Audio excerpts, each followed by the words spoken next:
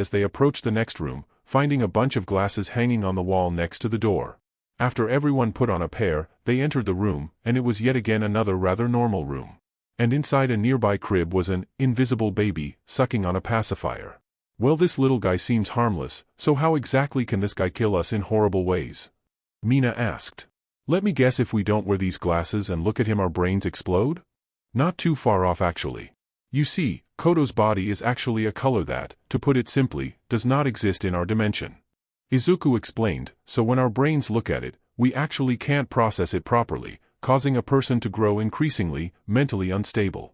Just a glimpse at him can cause someone intense fear and distress. And the longer you look at him, the worse it gets. There's even a chance the person witnesses his skin could die of a heart attack should they look too long. So he can kill by being the color of an eldritch siren. Yeah, that sounds about right, Maria said, just accepting the continued absurdity.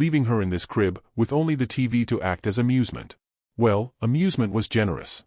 It was all a bunch of baby TV nonsense which honestly made her want to throw that remote through the screen. And she would have if not for her tiny little baby limbs. What's worse is that they left her right by a window, teasing her with the bright sunlight. Fortunately, this crib could not hold her. This room could not hold her. And so she simply did the thingy and fell through the bottom of her crib, then stopped doing the thingy, allowing her to hit the ground. Her baby fat broke her shortfall. She rolled across the ground over the wall, and once again went through it, finally getting outside, and now she was falling through the air, multiple stories down. And so she did the other thingy, and suddenly, her fall slowed, but not enough. Even though gravity was no longer pressing down on her, her momentum was already dragging her down just a bit too fast. Plop! She hit to the ground, and a small shock went through her tiny body, focusing on her hands and knees, which is what she landed on, and burning pain followed after. Wah! Wah!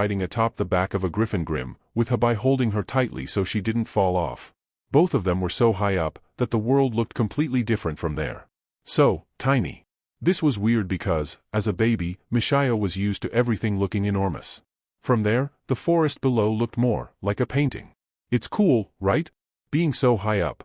Flying through the sky, feeling the wind blowing on me. I feel like a bird. Hanabi giggled as he raised his arms up, firing fireworks into the air. And without his hands there to secure her, Michio immediately fell off the griffin and started plummeting toward the ground. Oh! Hanabi's eyes went wide as he immediately realized his mistake. Ah! Mr. Griffin, sir, please go dash. Before he could finish that sentence, Michio suddenly teleported back in front of Hanabi, who quickly grabbed onto her, securing her once again.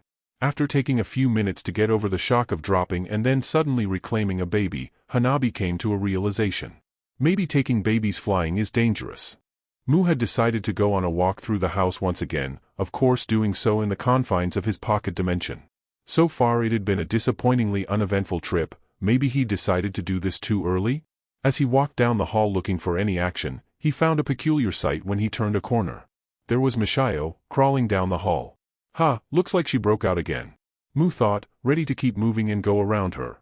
Maybe tell someone to keep an eye on her. But then he noticed something. Michio had stopped, and she was looking at him. She was definitely looking at something. She held a befuddled expression, looking up at him as if trying to determine if he was real or not. Mu stared down at her in shock. It shouldn't be possible for someone to notice him while he was in his pocket dimension. He literally wasn't there, technically speaking. He turned around to see if there was anyone or anything behind him that she could have been looking at instead, but no. There was nothing there but an empty hall. She was definitely looking at him. Which then begged the question, was he in his pocket dimension at all, or had he forgotten to enter somehow and he was just walking around the house naked for all to see? Mu immediately rushed back around the corner, out of sight, his face red as an apple. He turned to look at the wall and stuck his hand through it, confirming that he was actually in his pocket dimension. So how the heck was this possible? Bah! Mu looked down and saw that Michio had crawled around the corner and was now approaching him. The boy's first instinct was to flee.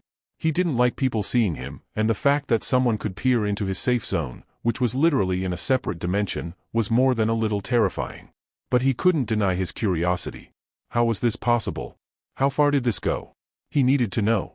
He needed to find out more, or he'd be dying of curiosity all day and night. Cautiously, he approached her, bending down so he could look her in the eyes. Then, he poked her in the cheek. And he actually poked her. And then she grabbed his finger. He could touch her, and she could touch him. Was she in his pocket dimension?